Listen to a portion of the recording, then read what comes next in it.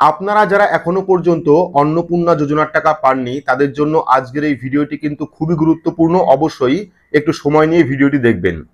তো পাশে একটি ফর্ম আপনারা দেখতে পাচ্ছেন, যারা অন্নপূর্ণা যোজনার টাকা পাননি তাদের জন্য কিন্তু এই ফর্ম, বিশেষ করে যাদের স্ট্যাটাসে অন্নপূর্ণা যোজনার স্ট্যাটাসে রিজেক্টেড এসছিল এবং পরে আন্ডার এনকোয়ারি এসছে, তাদের কিন্তু এই ফর্মটা জমা করতে হবে। তবে ফর্ম ফিল আপ দেখানোর আগে কয়েকটি কথা আপনাদের বলছি, যে আমাদের ভিডিওতে কি হয়েছে বা পঞ্চায়েতে কি হয়েছে সেটা আমি বলছি। এক এক জায়গার ভিডিওর এক এক রকম নিয়ম থাকতে পারে, তবে আপনারা অবশ্যই পঞ্চায়েতে গিয়ে খোঁজ নেবেন। তো আজকেই কিন্তু পঞ্চায়েত থেকে প্রত্যেককে ডাকা হয়েছে ফোন করে, যাদের আন্ডার এনকোয়ারি স্ট্যাটাস রয়েছে প্রত্যেককেই ফোন করে ডাকা হয়েছে এবং সেখানে কিন্তু কয়েকটি ডকুমেন্ট নিয়ে দিতে বলা হয়েছে। প্রথম ডকুমেন্ট কোনটা? আপনার যে অন্নপূর্ণা যোজনা স্ট্যাটাস যেখানে আন্ডার এনকোয়ারি রয়েছে তার যে প্রিন্ট আউট বা জেরক্স, সেই জেরক্স একটা নিতে হবে।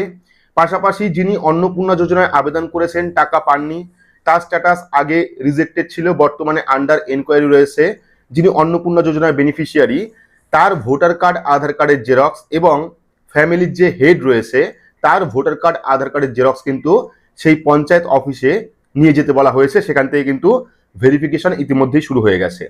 তো প্রথমেই বললাম এক একটা ভিডিওর বা এক একটা পঞ্চায়েতের নিয়ম আলাদা হতে পারে। আবার আমাদের কিছু দূরেই একটি পঞ্চায়েতে এরকম একটি ফর্ম দেওয়া হচ্ছে, যে ফর্মটা আপনাদের ফিল আপ করে জমা করতে হবে। তো আপনারা অবশ্যই আপনাদের যে স্থানীয় পঞ্চায়েত অফিস রয়েছে বা ব্লক অফিস রয়েছে সেখানে গিয়ে অবশ্যই খোঁজ নেবেন, যদি আপনি কোনো কারণে অন্নপূর্ণা যোজনার টাকা না পেয়ে থাকেন।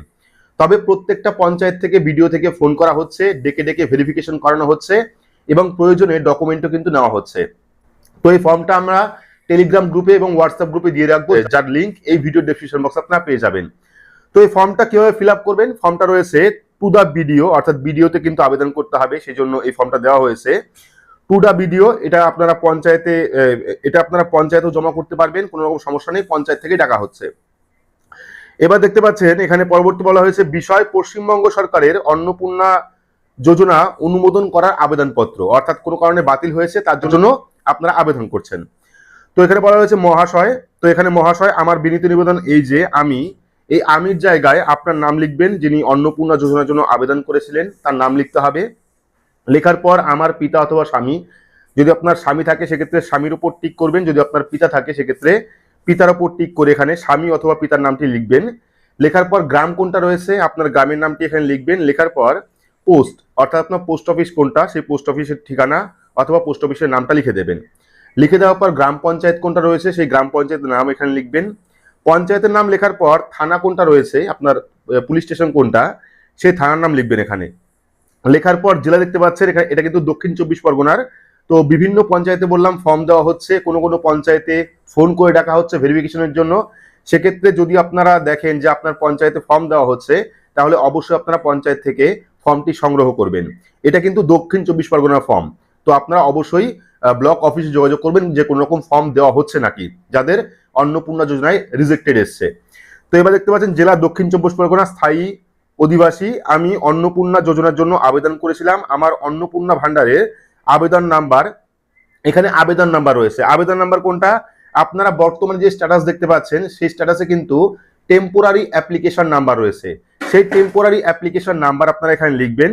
লেখার পর আমি এই প্রকল্পের যোগ্য উপভোক্তা হওয়া সত্ত্বেও আমার পশ্চিমবঙ্গ সরকারের অন্নপূর্ণার আবেদন পত্রটি রিজেক্ট করা হয়েছে। তো পরবর্তী সময় আন্ডার এনকোয়ারি এসে তবে আপনারা এই ফর্মটা জমা করতে পারবেন।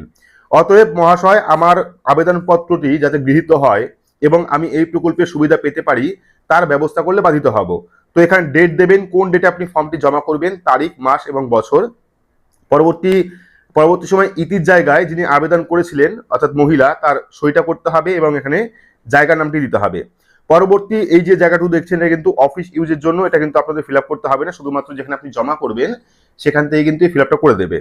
তো আমি আবারও বলছি আমাদের পঞ্চায়েতে কিন্তু প্রত্যেককে ডাকা হয়েছে, যাদের যাদের আন্ডার এনকোয়ারি রয়েছে, আগে রিজেক্ট ছিল বর্তমানে আন্ডার এনকোয়ারি এসছে, তাদের প্রত্যেককেই কিন্তু কিছুক্ষণ আগে পর্যন্ত ফোন করে ডাকা হয়েছে। 3টি ডকুমেন্ট নিয়ে দিতে বলা হয়েছে।